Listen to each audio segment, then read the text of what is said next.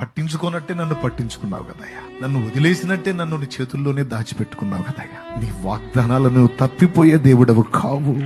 నీవు ఇశ్రాయేలు దేవుడవు, ఇశ్రాయేలు నా దేవుడవు, నా దేవుడవు, నా దేవుడు. నీవు తప్పిపోవు, నీ మాట. నేనే నిన్ను అపార్థం చేసుకున్నాను, నేనే నిన్ను సడిగాను, గుడిగా నా బిడ్డను ఎందుకు నువ్వు కాపాడలేదు అని ఆక్షేపించాను, ఆరోపించాను. వాడిని కాపాడటమే కాకుండా నీ ప్రాణాలతో బ్రతికించి ఉంచటమే కాకుండా ఏలికన చేశావా? అవును యాకోబు, వెళ్ళావు. నేను నీతో కూడా వస్తా, భయపడవాకు. పోతే యోసేపు ఉన్నాడు అక్కడ. కొడుకు ఎంత పెద్దోడని తండ్రి మర్చిపోడుగా. చూడగానే ఆ సన్నివేశం ఒక్కసారి ఊహించండి. తండ్రి కొడుకులు ఎంత ఏడ్చుకుని ఉంటారు, ఎంత మైంపర్చుంటారు. దేవుడు భక్తులను ఎడబాయడండి. దేవుణ్ణి ప్రేమించి ఆయన కొరకు ఆలోచించి ఆయన కార్యాభివృద్ధి విషయమే ఆసక్తి గల పిల్లల్ని ఆయన మర్చిపోవడం.